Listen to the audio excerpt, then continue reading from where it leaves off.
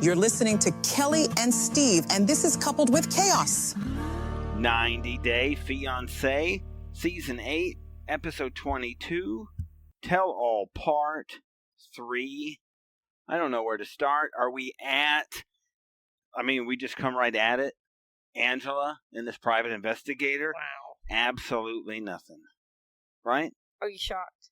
Well, I think, yes, I anticipated, and I do think a little bit that Michael has manipulated this situation. And all of this... In what way? Because I think he probably targeted Angela. I do think... You do? Yeah, I do think Michael's goal was to get here. Initially. I think always, because Angela's a horrible person. And so what would have made anybody put up with all of this stuff all this time? Other than he's invested this time, he's all set. That's a long time to be mistreated. Well, I don't know. Look, it's when you're... There's got to be easier targets than Yeah, her. but you're already in. And I think once the visa process happened and he got rejected, I don't know that he could have put in another spousal visa. I think he's at this point where how much more time am I going to have to invest? So I completely agree that his goal wasn't that I love Angela and I want Angie and I want to spend the rest of my life with her. This is not something I can believe as a human, as a person, that this is what he wanted. You can't believe that of anyone. No, in this scenario. Not specifically of Michael? No, of Michael in this scenario. I couldn't believe anybody would be treated this way. Right. And still come back for more. This spot where Michael is now, she doesn't let me talk, is where I think we would have been 5 years ago. Uh-huh. And so I think for him to ride this out is solely to get to America. Do you think that maybe he thought it would be better when they were together? No, I think he even said that the show hasn't changed her. She's who she is. Yeah. I don't think that. I think his purpose after a certain period of time was to get here and then deal with that after he's here. So I think I do believe there's some truth to this. Whether or not it's a scam, and let's just go to the Private Investigator and the internet. They're not investigating Michael's text messages. They don't have access to that. They don't have access to his private communication. Maybe they have some Instagram stuff and Facebook stuff that's public, but I don't believe that this Private Investigator has access to private messages. Maybe he said he did, even deleted stuff. Yeah, but I don't know. I don't know how he could get that without a warrant. Rules are different in other locations, and it's possible. I think, what do you think about the Private Investigator himself and his legitimacy? I don't know. The whole thing seems made up. I mean, he did play up for the cameras and the whole... I don't think it was just editing. I think, he made it sound like there was going to be something, and there wasn't. It was like it was all orchestrated for sharp. I don't know that he did, for me. Uh-huh. Let's just get into we have a lot of TV crime court, I don't know. Exposure. Exposure. That's the better word. Exposure. And so when they get into this issue about him outlining the facts of what he has, the first thing he does... Yeah. Is it like an interrogation technique? Yes. He goes, Try to get them to confess. I have, whatever. I think he said 2 different numbers of pages. Yeah. That he had, but regardless. 178 pages or whatever. Let's just call it 200. He's got 200 pages of whatever. And so he says, I have all of this stuff that you haven't seen, and you didn't even know I existed, but I have all of this. Is there something you'd like to admit? This is First 48. Uh-huh. The oh crap moment. Yeah, and so... Are you going to preempt this and admit to stuff, or are you going to let them draw it out? It'd be better now if you just admitted to this before we went and took charges against you. But I felt that Michael's reaction of bring it on was legit. He hadn't done anything because he was not afraid at all. He was cool as a cucumber. Right. This said something to us in real time. You were like, well, this tells me something. Right. Go ahead. Mm-hmm. One, I think, I don't know that he's such a professional scammer. Maybe he is, that he knows that whatever he's done, if he's done anything, can't be traced, is private and hasn't been traced. But I think even if there was a doubt, maybe he would hedge his bets a little bit. I'm all for this approach of his. Let's go. Yeah. All in. If I was a criminal, I think this would be where I would go. I think that Angela looked absolutely horrible here. She couldn't have looked, even though she's looked worse in previous episodes about her behavior, this went completely against what she wanted. Yeah. What did she say she wanted to have happen? She wanted him to convince her that Michael is not scamming her. Well, and that the private investigator was wrong is what she said. I want to prove that the private investigator is wrong. But the private investigator... No, she said, I want the private investigator to prove me wrong, her suspicions. Well, I think she said it differently. I think it was like his suspicions is how she had portrayed it. Like, he has suspicions, and I want... She's the one with the suspicions. Yes. And even the private investigator said very confidently at the end, he looked confused as to why she suspects him of all this stuff because there's no proof. I'm thinking maybe the private investigator has been hanging around for the few hours before the show. And has seen her screaming Has seen her screaming and decided that... he was going to bail Michael out. Well, I think if you choose what side... You could choose what side you want to be on, or choose what side you don't want to be on. Uh-huh. And I think maybe it's in his best interest to not be on that side. I don't know. I think he'd want to be on her bad side by not agreeing with whatever she wanted him to say. Yeah, but what's she really going to do? She looked angered. There wasn't any evidence. Right. Because she said she wanted to be proven wrong, but in the end... that was the last thing she wanted, because she was mad that there wasn't any proof. Well, I can't believe this. There hadn't been enough time to investigate.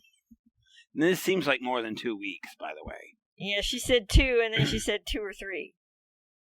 Well, we don't know when that last bit of scenes had been filmed. Maybe it was after Christmas and before this. They could have squeezed this in kind of after the fact. The Skyla and Angela scene at the Golden Corral or whatever this was with this guy. Who's this guy? Todd? Mm-hmm. Yeah, let's hear from Todd. You know who I hate? I hate guys named Todd. It's a George Carlin. That's a George Carlin bit. What I would like you to do, listeners, is go ahead and YouTube I Hate Todd from George Carlin. It's a really funny bit. It's just about guys' names. Is what it is. It's funny because somebody I work with, and his name is on that list of people that George Carlin.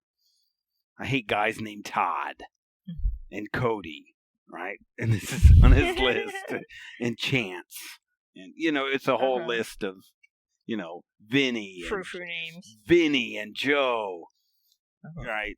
Yeah. Yeah, so it's all that. So Todd is who I hate. I hate guys named Todd.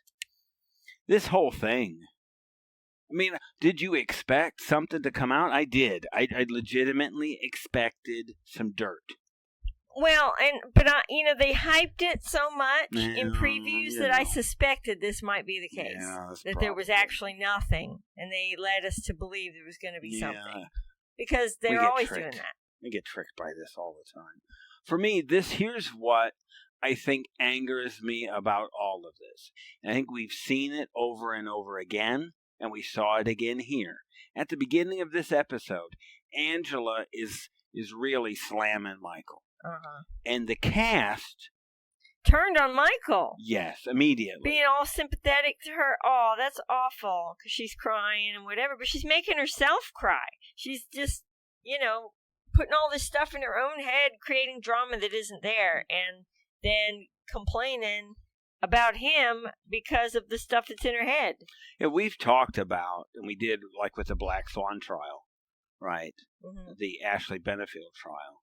A psychopath being able to, they know what emotion is. But they can't actually feel it. Yeah, so they only emulate it. Angela's a different level. Yeah.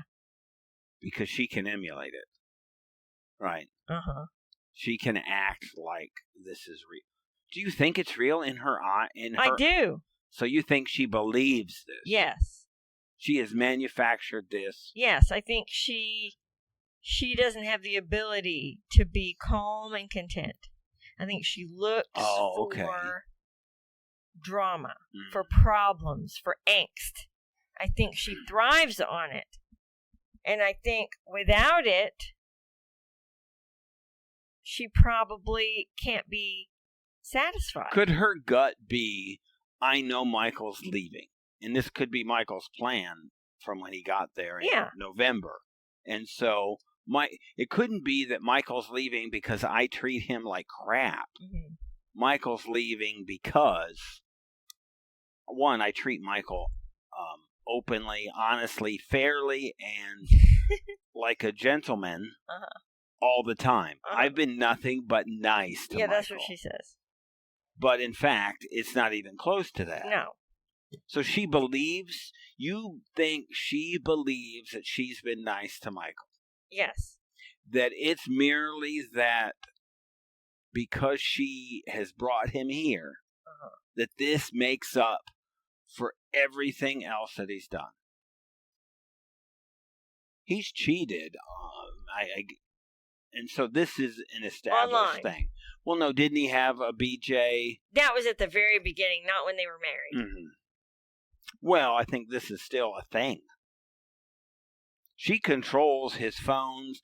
My thought even is there's another phone. I don't know how he could have another phone in her house.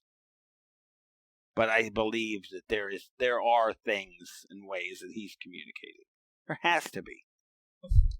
Although when you went through this, he seems really honest about all of this. Mm-hmm. He doesn't seem nervous at all. He could be the best at this. I actually believe him. Well, if his long game was getting here, right, and you're going to go, but that is incredible long game. Mm-hmm. And he's right. He could have left the second he got here. He didn't even have to go home with her because the second he hit U.S. soil, he was a permanent resident. I quit, right? This is the whole, I'm out. The other thing started to turn a bit when Michael began to discuss the chat group or the Facebook group. And maybe, and then others had done the same thing, and you're probably better to speak to this than I am. But when you have an issue, or we have an issue like, I would say the greatest benefit we got from a Facebook group would have been about our lab. Yes. Right? Mm-hmm. And what was that group? What was the issue that she had? Her GOLPP, geriatric onset laryngeal paralysis and polyneuropathy. So this group that you joined was a support group for owners of dogs with this condition. And it turned out to be an incredible thing. It saved her life for a year and a half. Yeah. That she wouldn't have survived. Mm. And she would have died a horrible, horrible death. Yeah. Much worse than she actually did at the end. So there are benefits to these groups. Other groups that you're a part of that are not like, I'm not talking big troller groups, right? But you're support groups. Yeah. Shoulder surgery and recovery. Frozen shoulder group I was in when I had that for 15 months. I'm in a group for local DFW people with autoimmune disease. Yeah. So there are groups, and I think we see Facebook as kind of like... And one for the other dog that has discoid lupus. So. Yeah. So I think we see Facebook as a place where you just yell about Trump and Biden and Harris. Yeah, I don't and do whatever. any of that stuff. And it's that, but there are legitimate, real groups and benefits that can be done from these groups. Yes, and definitely. I think this is something that Michael was a part of, and it seemed legit, because I think if you found that somebody did something and they failed at it and learned something, hey, these are the questions that I was asked on my interview. Right. You would want to know that, not necessarily to cheat, but to be prepared. Yeah, I think sometimes it could be to get some comfort, to go in there a bit more relaxed about some of the things you might hear. So, I mean, I could see that. Right. It isn't a shock that these groups exist, and it doesn't mean that there's anything wrong with it. But sure, there are groups that are probably groups about scamming people. I'm sure that happens too. But I think if you were scamming people, I don't know that you'd want to necessarily do that on Facebook. I think they would probably turn you in or something. You can join groups and post anonymously. Also, they went through the list of people, and you said even before that you had heard of this cheetah person. Yes, I read a story that supposedly that's who he's with now, in Texas, and there was a picture. Who knows? She's another African-American lady. Who I think they said was Nigerian. So many stories of so many people. It's hard to tell what's real and what's not. Here's what would be great. What would you think if she is a Nigerian lady and they knew each other the whole time, wanted to be together, plotted to get spouses in the U.S. so both of them could come and live here and be together? I think legitimately, I would think that any time somebody is lying and cheating, and I get it, we probably come at this from a different angle. That's why people don't like us. Did they get tripped up at some point? Well, no, I think that it's wrong if you're lying and cheating. So I think for him to even mislead Angela... No, I'm saying, do you think that's possible? It's possible. I would think it would still be wrong, right? Oh, sure. And I'm not saying Michael's right if his intention wasn't to marry and stay with Angela. Right. I'm not trying to justify that that's proper or correct. I'm saying it's probably real. If he had like a big plan to come here all the time, we're in Texas, by the way. If we're not that area, he's in Houston. That would be something. It's incredible long game. And it would be hard to imagine that there wouldn't be more connections. Of anybody, Rob is the one that's saying, I'm looking at all of this, and I don't really see anything. And Angela, she was just livid. All of it. Every time he mentioned something, it was like, aha! It was almost like she is a writer for Sharp. Here comes a commercial break. Aha! This is what happened. Right. And it turns out to be nothing. Social media accounts, yes. Well, there's 3 supposed... Like, what? And we've seen this all... Look, we do our Inside Scoop, and I think, that this guy had 200 pages of everything ever mentioned about Michael on social media. I'm going, cool. Couple of Chaos is about to get called out. We're there. Because we talk... Yeah, we've done a ton of Inside Scoops on these two. And on top of that, I said, maybe they'll go, and Sean Robinson, you're familiar with Couple Chaos too, aren't you? Right. So, yeah, we're the only one with this intro, I'd like to add. So, this should tell you something also about us and, well, just whatever. So that's what that is. I'm not supposed to really talk too much about that, so I won't. This whole thing, this interrogation of Michael by this investigator, for him to take this angle, it was either we need you to extend your segment as long as you can, so I need you to ask Michael something. If Michael was a bit more savvy, he just said, look, just tell me, what do you got? What do you have? And it turns out to be nothing. Who's Angela's champion at this tell-all? Who's the one that goes, you know what? Angela, you're right. It's Ed. Yeah, of course. One slime ball to another. Ed's your champion. Good job. I said these two should be together. Skyla's, what do you think about Skyla's reaction to this? Well, she agreed that there was nothing, but that her mom is not easy to please, and she gets set in her ways, and she has a short fuse and isn't patient.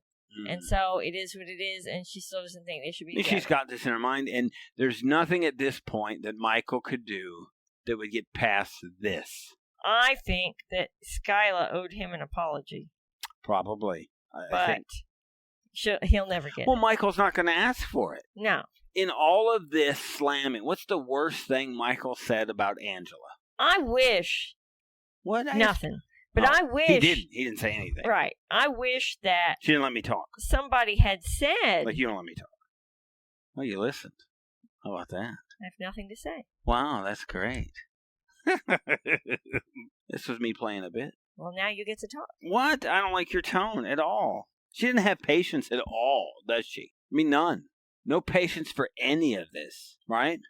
Even Jasmine said that this is above and beyond how somebody should be treated, right? Jasmine, you remember how she has treated Gino? Do you like talking?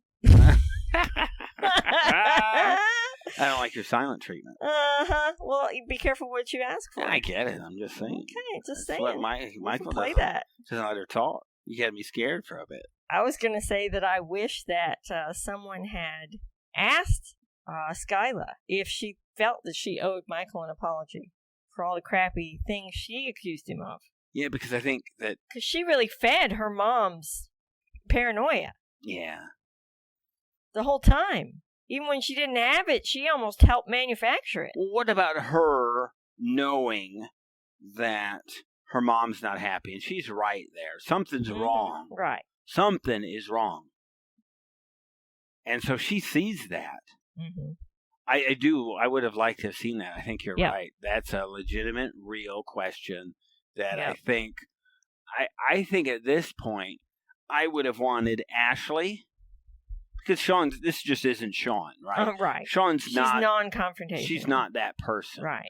But I would have liked to have seen Ashley or Kobe, because they do seem to be... more outspoken, and I'd love in defense of people. Kobe championing Michael. Yeah. I do. And I think we saw some previews of that coming up. Because guess what? Angela comes back. What a surprise. And so, for Kobe to be the one, and because I think he's the right one. Kobe has established himself, I don't want to say above everybody else, but his moral position on just about anything. Kobe's pretty calm and level-headed. Yeah. And responsible. Kobe doesn't really respectful. Lash out and is respectful. And so that's been established. Everybody knows he's the one. And so, Ashley can come off a little... judgy. Well, I don't know. I mean, I guess it is. Ashley's just going to say what she feels. I think Kobe runs his feelings through a filter. Yes. And so, it's great to have the Ashleys of the world that just come out and go, this is what I see, and call you out. Kobe's going to do it a bit more slowly, and I think... kind of lead a horse to water. Right. Because you saw when Jasmine brought this up, Angela stood up and began to walk over to Jasmine. Yeah, she didn't want to be hearing that. Jazz is what she called her. And it seemed aggressive, and Jasmine immediately went, hey, back up, right? Stay back. Let's keep our distance from each other. Yeah, because we saw on Last Resort how she got in Liz's face. And so her reaction is, and they all know she's aggressive. She's a physically intimidating person. And she tries to be. Not just by size, but in her actions. Yeah, she's aggressive. And a lot of people don't know how to react to that. And every time, you see it with Michael. Every time he tries to explain something, she cuts him off. Even to the private investigator, And Michael's at this point going, see, this is what I'm telling you. I can't talk. Can I talk? And so over and over again, we kind of see where this leads, and it makes perfect sense. It does. So he's really getting frustrated. I like seeing that he's starting to stand up for himself. Mm-hmm. And maybe this is where his confidence came that led him in the week or two after the tell-all to get up and leave.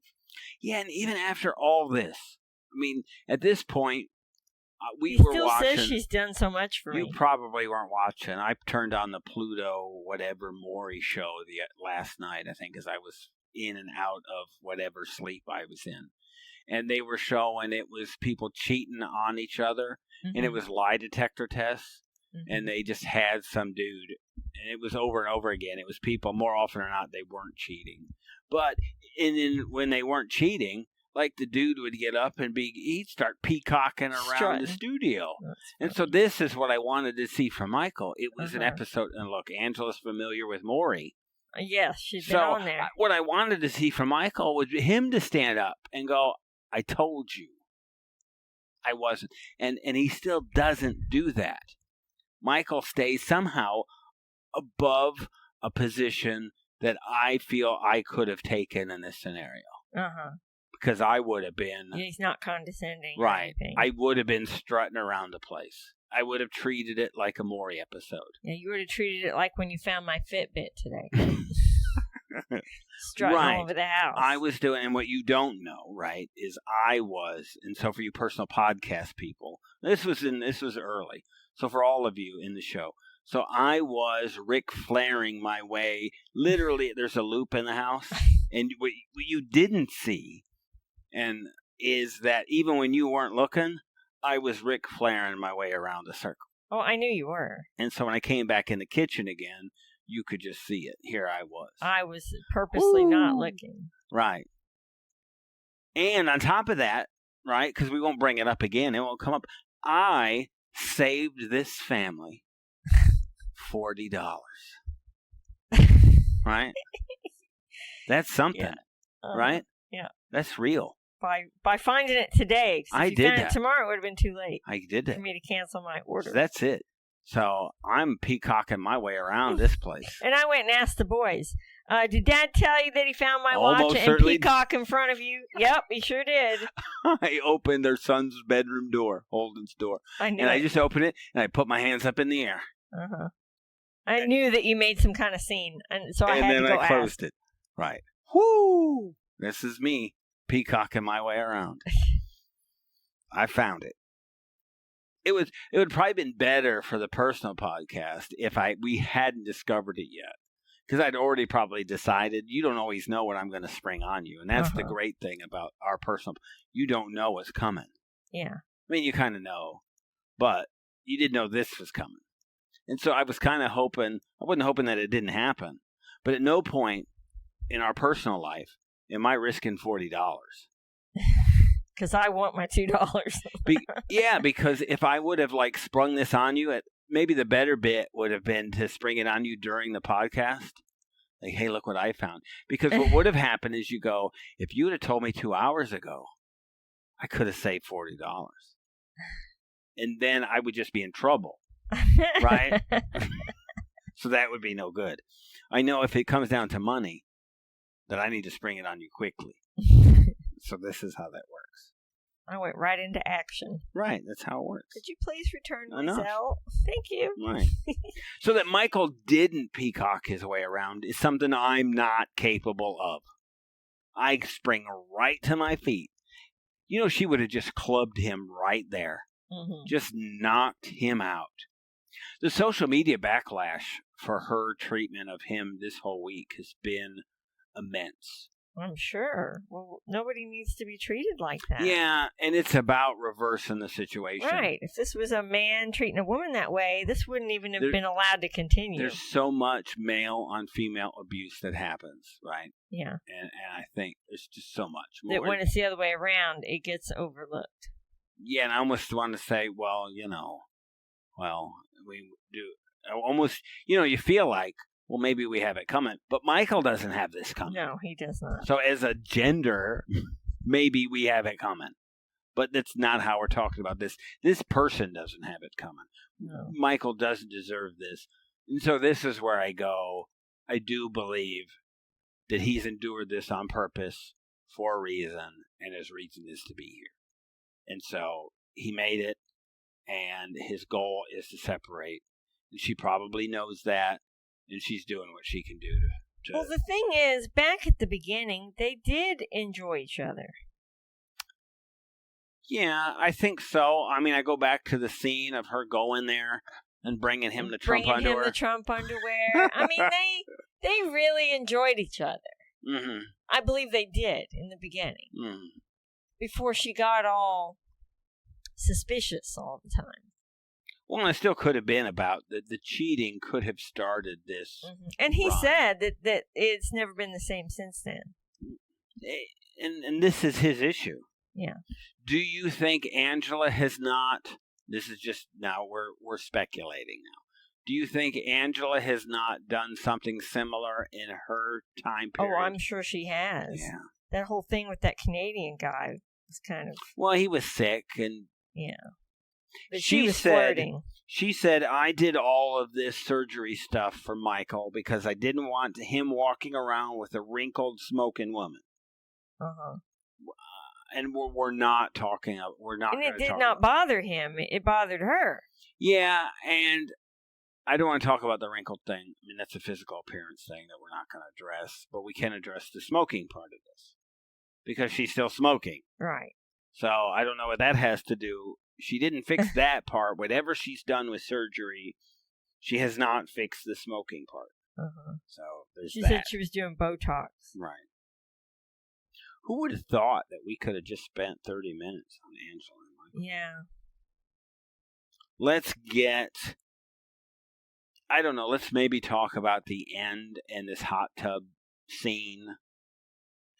Honestly, though, I think the reason we could spend 30 minutes on them is because we've been waiting, 7 years to get to Michael. And here he is, finally, in the flesh, talking, speaking for himself, or trying to. Yeah.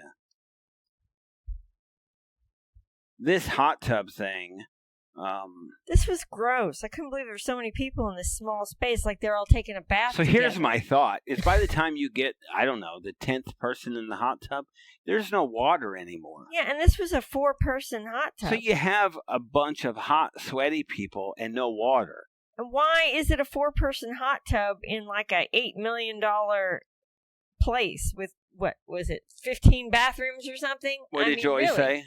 I don't know. We did not get a Joy. Joy, you more did not than update twice us. the number of bathrooms as bedrooms. We find we have a listener and a subscriber that seems to be, I don't know, one person connected away from every single reality thing on the earth. It seems that way. So the house is like in the neighborhood. Yeah. Well, it's just up the street, a few minutes, right? Uh-huh. So we wanted that. My assumption is that she's had a relative of hers in this house at some point. Uh-huh. Since it seems like this is the case. Like her son has been at Teresa's house from Real Housewives of New Jersey. Right. This is just a thing, right? It's just what you do. For me, when I see this, and Ed's not had a lot, but Ed just has an opinion on everything. He's that person that you see like on social media of your, we all have friends that just pipe in on everything. Things they know about, things they don't know about. Just in general, and he is just that annoying, and that they have normal conversations with him. Wouldn't, if Ed was in the hot tub, would you not get out? Yes, and I couldn't believe that Liz was one of the first people to get in with Ed. I'm like, that's weird. And this was all awkward, and everybody going back and forth was their own thing. What I did want to notice, and I did notice, is that while everyone is consuming alcohol, Ashley appears to be in there with her tea. This would be me. A hot drink in the hot tub. That's what I do in the winter when it's cold. That's great. What we don't agree with, and we're glad, I think everybody's glad that Statler's not on this season because she probably would have just gotten in the hot tub and peed. Since she pees in the bathtub. Yeah, this would have been it. This Rob and Sophie stuff, maybe let's do that before we do Patrick and Thais. I don't even know what to say about these two. They don't have no business being together. No. I'm going to go, really. Kay has no business in any of this. My thought is this. Kay and Sophie are probably in a relationship. Yes. Okay. And she Regardless. said as much before. I mean, Kay said in one of the episodes that she was just waiting for Rob to be done with Sophie because she would be waiting and she would marry her. Did she not say that? She or did. did I imagine this? Yes. No, this was happening. Yes, and now she says she's straight. I don't believe either of the two of them about anything that they say at all. She has got a lot of issues. And I don't and I think issues that just Rob can't handle. Uh-huh. I think Sophie, and I think I don't pay a lot of attention to what we said previously because I don't think, like, we pretty much talk about what we feel. Sophie needs some help that Rob can't provide her. Right. I mean, she said before that she has anxiety, but I was not aware of this depression that kept her in bed for weeks. Months, I believe, is what it was. This anxiety... That sounds more like bipolar disorder. This anxiety of hers is something we're familiar with. Uh-huh, yes. On a personal level. And I think when we see her unable to process something immediately, I think we recognize that. This isn't fake. Right. This is a thing. And she doesn't know what to do. When she says, I'm going to need a minute, and then she starts shaking visibly, we've seen this. Yeah, and she doesn't know what to do. Right. She needs to see somebody about this. Yes. Or be with somebody who can support her in this time. And help her process it and learn to react. The people that we know like this have not sought maybe professional help. Right. But have found a way to cope. And people to support them. And it made all the difference in the world. Yes. Like, I don't even see this anxiety anymore. Mm-hmm. Even though I know that it's there. And it's somebody really, really close. Yes. Really close. Yes. And I think it's a part of, I have these anxieties, right? Right. And I think you're this support for me. Mm-hmm. I think I'm at least better about letting you know when it's happening. Yeah. Or I think I don't even have to anymore. Yeah. I think you just kind of know when it's happening. And so it happens. And and I could anticipate a situation where it would happen. Uh-huh. And so we just wouldn't be in that situation. Or you maneuver our way through it. Right. Because I cannot handle it. Right. But Rob's not that support. And so this is where the problem is. Rob can't understand what Sophie's going through. Right. It's like he holds that against her instead of, he's just taking a step back and allowing her to find her way through it. He's just not this person. Mm-hmm. And so this is why they can't function. Yeah. On top of that, Sophie is, to be blunt, lying. Yeah. She's misleading. Yeah. And so is he. She's telling untruths. Yeah. And purposefully misleading when direct questions are answered. Uh-huh. Rob then also does the same thing. The same thing. These two are a mess. Yeah, they're just not accountable for their own actions. No. And I think it's immaturity, which is sad in someone his age. And I don't think with them, they brought up a lot of specific issues, dishes and cleaning up your mess and whatever, that are really frivolous. Yeah. These are things that normal people find ways to work through. Yeah, you maneuver. I think Rob's a little difficult and demanding. I do think that. I think this toilet flushing thing is such a ridiculous thing. And you saw the group. We both get up and use the bathroom. And for us, the bathrooms, Well, I think for most people, I think actually our bathroom is the worst because there's no door. Yes. It's an ensuite bathroom, so it's like a continuous room. Yeah, and so we're not sound-wise. At no point are we 10 feet away from an active toilet. Yeah. I mean, so you can't even mask going to the bathroom. Right. Let alone flushing. Right. But at no point has anyone in our, I think, years of life flushed the toilet in the middle of the night. Unless you're pooping, which really doesn't happen. This would be an issue that we have some kind of problem. Yeah. That this would happen. And for me, just so you know, if this happened, you go somewhere else. I would leave the bedroom and go in another room. And go in another room to do this. At no point would I ever do this in our ensuite bathroom with you around.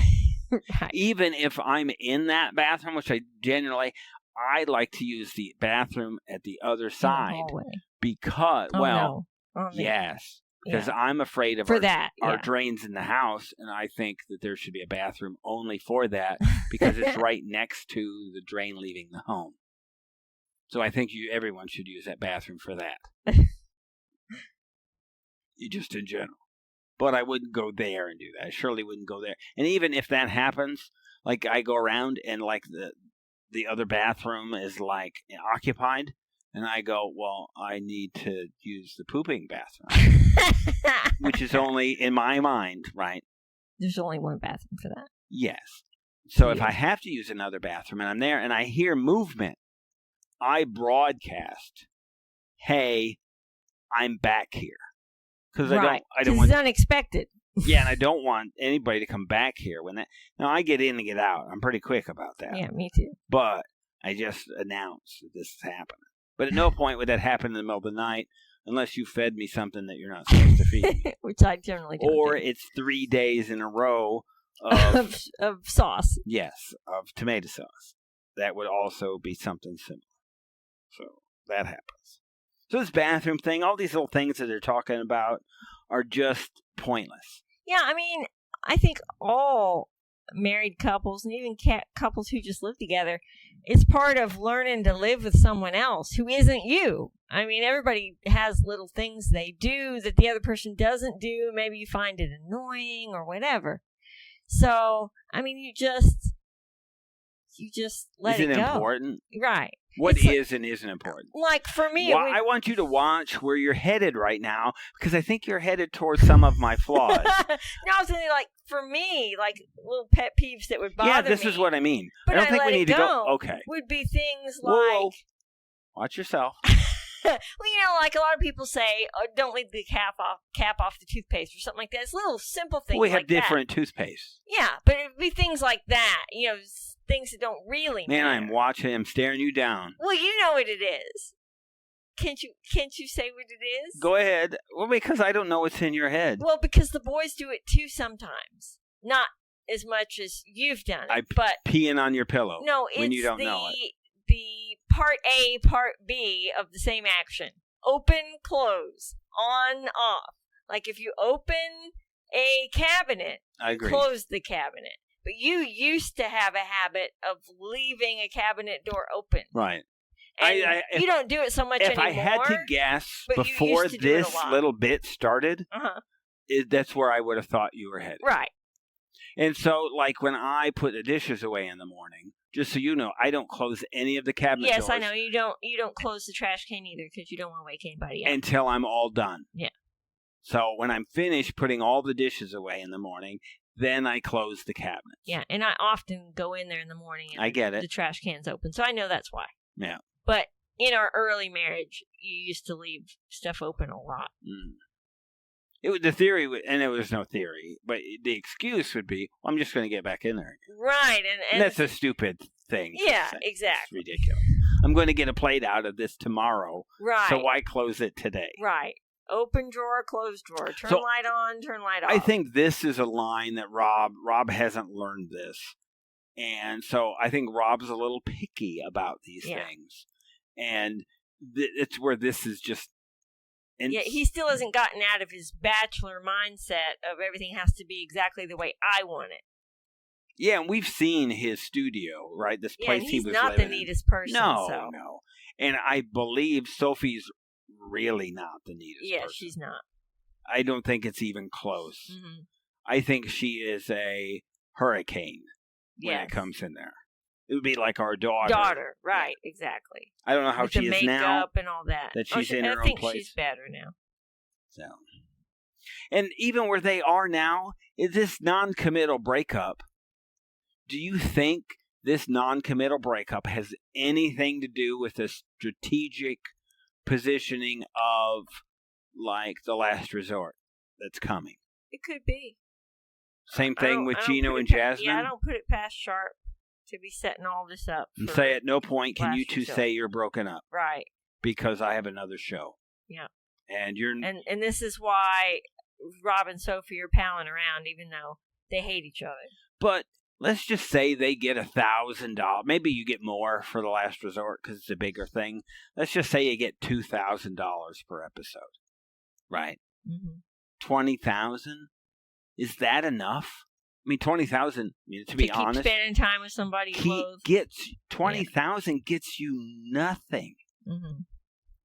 Maybe it gets you. Maybe it's the social media followers, and I don't know that I understand how this works between followers and products and where your money comes from. So I get that I don't monetizing your YouTube channel.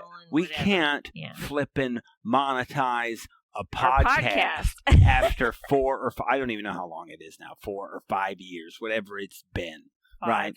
So, we're trying to break even on the podcast. And so for you, I mean, there's no commercials here. We go over that. We're never, ever going to, you're never, ever, let me stress this again. We're never going to have commercials. Ever going to hear a commercial on this podcast. Because I hate them. So I wouldn't inflict you with that. Because the diva hates commercials. Even though people have offered to pay us for commercials. Right. The biggest, I know it's a real offer, right? Because of whatever my snoring issues, right? is we had a Zipa offer, right? So that was it. But the rule is no commercials. And so when you listen to other podcasts and they're full of commercials, this is why, right? Right. So we've just found that that's not what we're going to do. And for this, we have to watch Philo to watch this podcast. And so we're sitting through 5 minutes of commercials. It seems like every 5 minutes. Yeah. So I don't know how you all do it. Yeah. So I feel you. And we're never going to have commercials here. Yeah. Period. So there's that. Period. These two are a mess. They're both liars. And the sooner they can end this, they're like 12 emotionally. Yeah, and if their mental health for staying together, if in fact they're staying together only for The Last Resort, it's very damaging to both of them. Yes. And it's sad. Yeah, I hate seeing them together. Because I just scream inside, this is a mistake. Mm. Run. What did you think about Lauren and Emily giving Thais advice about when to have her kids? We hadn't talked about this. Yeah, they were need to keep that to themselves because everybody has their own. Have them now. Thing. Yeah. Lauren's was have them now because you don't ever want to have a gap with diapers. She doesn't seem that happy to have all these little kids running around. Yeah, is this her answer? Yeah. Is the way Lauren did it, would Lauren do it this way again? Do you think? I don't know. My thought is no. Well, she thinks she's right about everything. Well, that's true. She will. Ouch. That hurt. But she does. She thinks her way is the best way for everything because she's her mother. Mm-hmm. This is maybe what I don't like about her. And I don't know that Emily is at a point because she hasn't had the support. Lauren is very overbearing in general. And this comes from her mother. Yes, that's exactly the point. You are a product of your parents. And she hates that about her mother, and yet she is her mother. Mm-hmm. And we get both of them. Hooray. So I think this is time. We had a discussion. I think maybe the disadvantage is we've had this discussion, probably a 5-minute discussion already during the commercial break about this very topic. Yeah. While the episode was happening. Yeah. My position was Patrick has to do what Thais says on this. Mm-hmm. If they're at a point where we said we were going to have more kids and now Thais changes her mind, guess what? This is what you get. Yeah, see, I disagree. It's odd, this position that we're kind of opposites on this one. Yeah. Maybe because I'm not birthing kids and generally doing the bulk of the work for them. Yeah, I understand why you would, defer to my decision on it because most of the work you can't. Is mine. I mean, this like is just that's me. a almost lifetime commitment. So when I say that you can't push this on you can't push. I mean, this is just me. I go, this is not. You can't pushing motherhood on somebody who's not a willing participant. It's right, but I was saying it's that, abuse. Yeah, I mean, you can't say I want a baby now. You have to give me a baby now. But I, as a spouse, as a loving, devoted spouse who respects my partner, I feel like you also can't crush that dream for your partner just because you don't desire it. I think there has to be a middle ground. I get it. And maybe the middle ground is we revisit this topic in 3 years and see how I feel about it then. I think and be open about it. I think every year we'd be honest. You know and what? And not say we revisit this in 3 years and I'm going to tell you no again. Yeah, not that's with BS. that attitude. Right. But being open to seeing how I feel about it then. I think that's the middle ground. Our position as a couple has been probably more like Thais's than Lauren and Emily's. Yes. You had a gap. We had a gap. Yeah. And maybe the gap wasn't exactly where we wanted it. Yeah, it wasn't intended to be 5 years because we had a miscarriage in there. But, I mean, you talked a lot about, and I think you speak frequently about the time that you spent with our oldest child. Yes, I really appreciated the one-on-one time to just be a mom to one for a period of time. Because you're learning how to parent. And, you're really treasuring this growing together with your child. Your first child is different from all the others because, your first husband. It becomes... Your next husband is going to be different. It becomes like a group thing, a family thing after the first one. Everything's about everybody together. But the first one's about the two of you, and getting down on the floor and having playtime and reading stories and snuggling. Uninterrupted. Right, because they have all of your attention, and it's so special. I don't promote having an only child because I think it's not good for the child to not have to share and not have to consider others. It happens in their childhood. It does happen, but I wouldn't recommend intentionally having one child. We've seen how that can play out. Yeah, and it comes from our personal experiences with others versus we're one child. Yeah, we have no clinical studies about this. No, is just. But you can imagine that, and we've seen transformations in our own family too, from going from one to multiple. How the attitude and the emotions and the caring changes. It's not all about what me and what I want for that kid. It's I want to do for my sibling. It opens them up. It's just like really. For an adult to become a parent, the same thing happens. I would say, yeah. It's not when you know people who never have children, their world is very small. It's all about them and what they want and trips they want to make, and all their consideration is about themselves. Could you imagine Rob and Sophie if she got pregnant right now? Wow, that'd be a mess. Yeah. But once you become a parent, your whole attitude, your whole world changes because everything's about someone else. Look at the transformation first. We didn't know Kobe a whole lot before, but I think from what we've seen, look at what Kobe is now versus what he was like party guy. Party guy. One night stands. Yes. And look at the transformation Yes. in him. Yeah. And I think this is what you want to see. Yes. And so I think it's similar in children going from one to more than one for them to grow up having to consider and wanting, learning to want to consider someone else. I mean, we saw it in our subsequent children.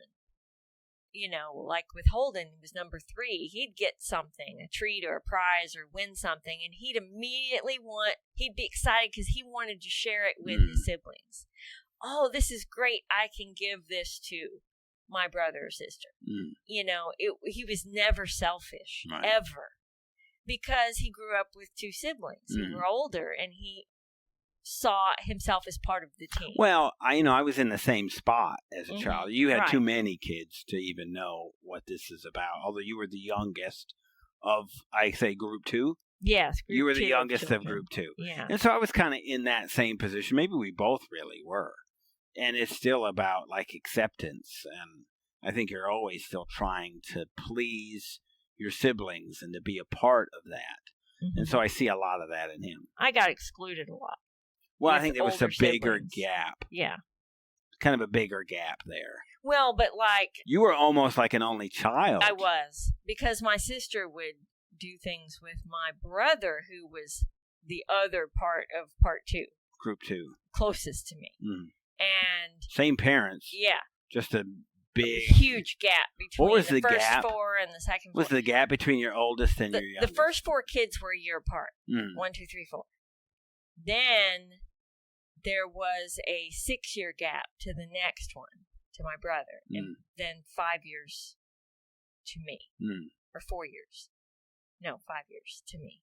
That's still the same. So when we're as old as we are. Yeah, so there was 11 difference. years between me and my sister, who was the end of Group 1. That's a big gap. Big gap. Yeah, so she would do things with him and not me because he didn't want to do things with me. We were 3 within a 4-year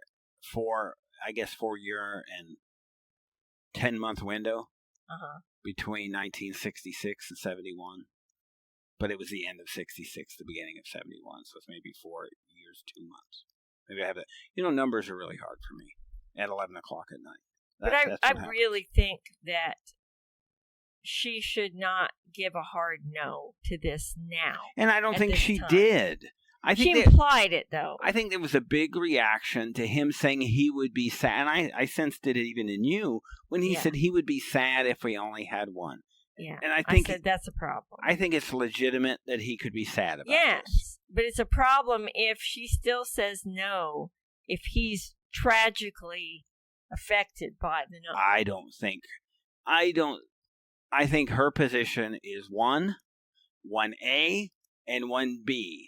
I think he can input his decision or his thoughts, but at no point should she ever have a child just because he wants one. No, but here's, if I were in her shoes and he was my spouse, the way I would look at this is I would consider the fact that I really believe that it would be therapeutic and important for him long term to have a son. I think this matters. But his circumstance, this would make a difference to his life. Thais is not old enough to understand that on her own, and Patrick is not a person who can express that. He said, I want a son. But I see it. Right. He said, didn't have to say it.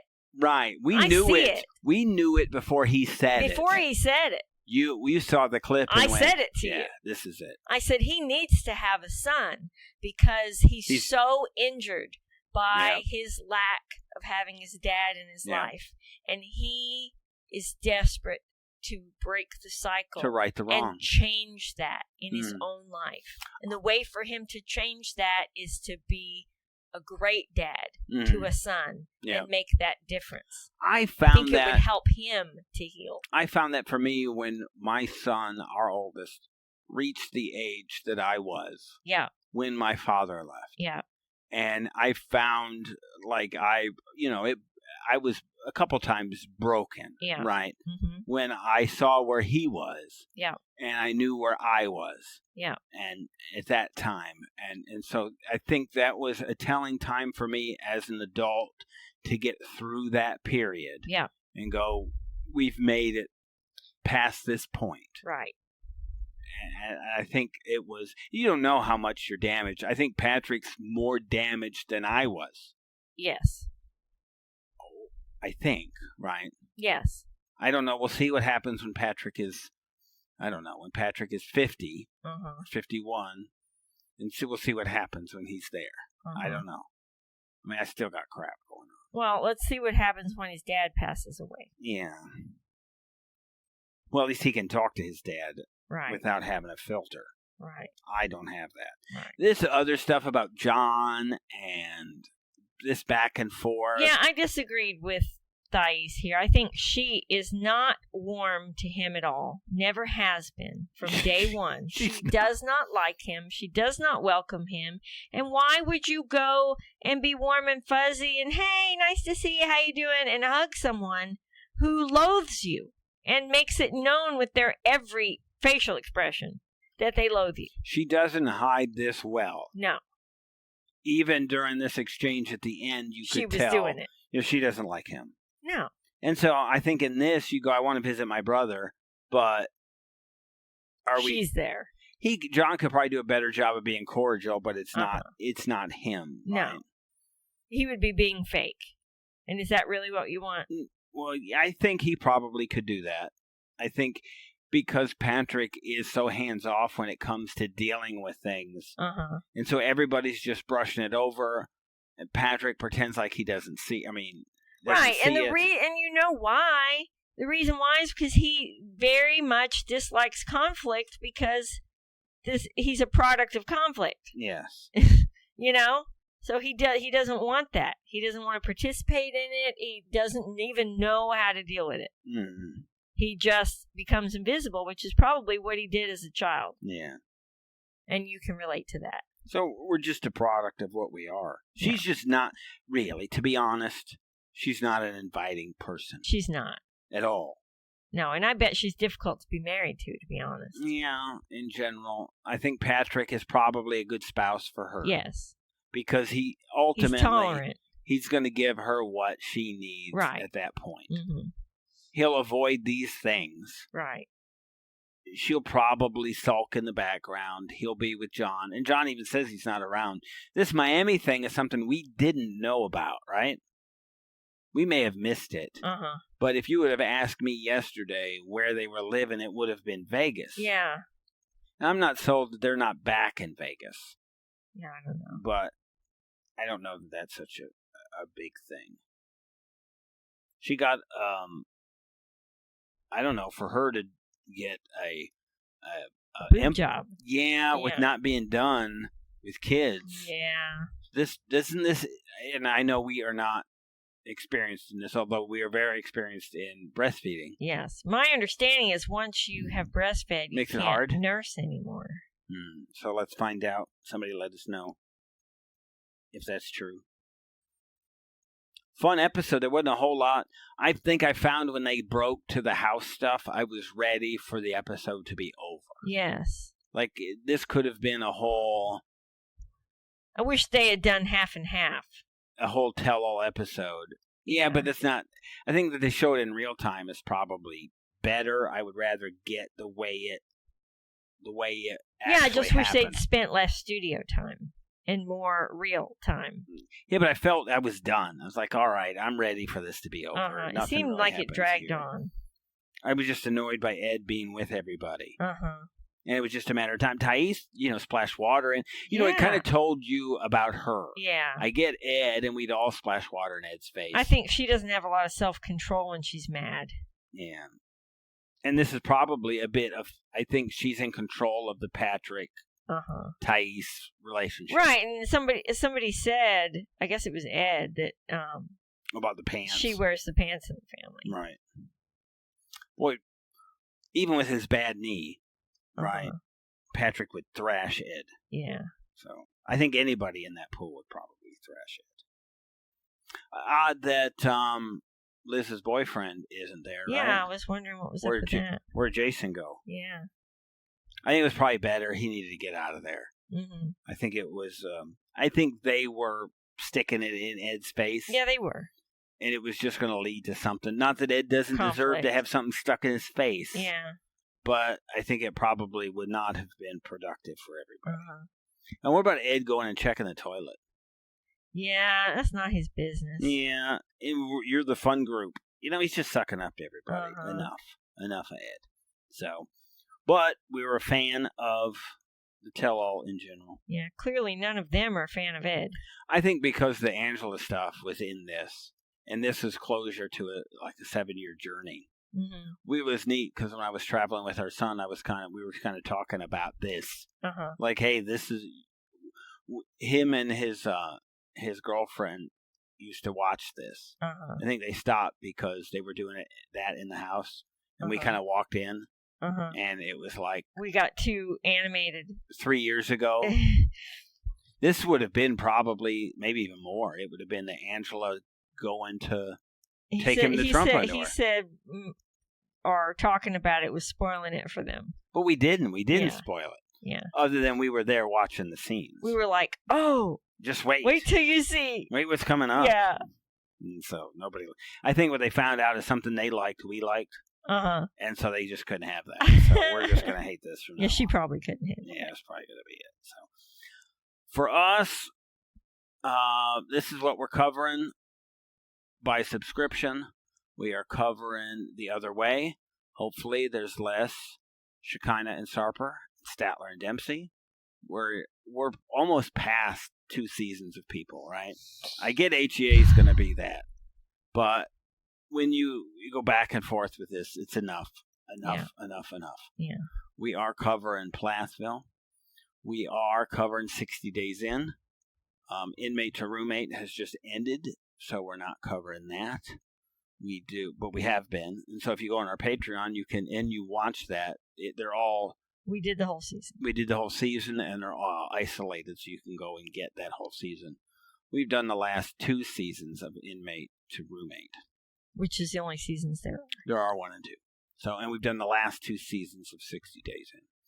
So, we do Inside Scoop on the weekend, personal podcast, all of that, but that stuff's already kind of out there, at least half the episode. We did the other half Behind the Wall. What else? We're watching Unexpected. I'm watching Off the Grid. You're not. Lockup is something that we watch, but we're probably behind by a few weeks. A little bit behind by about 4 weeks. Because this list is what's happening. Yeah. And guess what? What? We actually have real personal things going on. Yeah, we do have a lot happening right now. So. It's hard to keep up. Yeah. This time last year, I think it was a mess. Wow. Because really we were covering... too many shows. We were covering all the Housewives shows at this time, which are still being watched. Yes, we're still watching them. We're just not talking about them. So there's that. There's so many. And they double dip. Yeah, they always did Triple 2, dip. but now they're doing 3. Throw Dubai it in just there. got too hard. Yeah. There's just not enough hours in the day. To watch and podcast. And to foster dogs. That's true. All did add that into the mix. And get our kids moved. Yeah. And whatever. There's more going on. Yeah. Probably a whole lot of stuff I haven't. And for me to find your Fitbit. For me to have to go around and find all your crap for you. I really do appreciate it. I feel like Rob having to just oh my gosh, go behind Sophie stop. and fix all this stuff. Thank you for listening. You can listen to additional episodes by subscribing to our Coupled with Chaos channel on Apple, by subscribing to our Patreon, or by subscribing to our Supercast for $3.99 a month, where you can hear us talk about reality shows, real life, and more on our podcasts, covering shows airing on TLC, A&E, Bravo, and the WE Network. Just follow the instructions in the show notes. Tell your friends about this podcast. And rate and review us on your favorite podcast player. Follow us at Coupled with Chaos on all the socials. Or contact us directly by email at coupledwithchaos@gmail.com.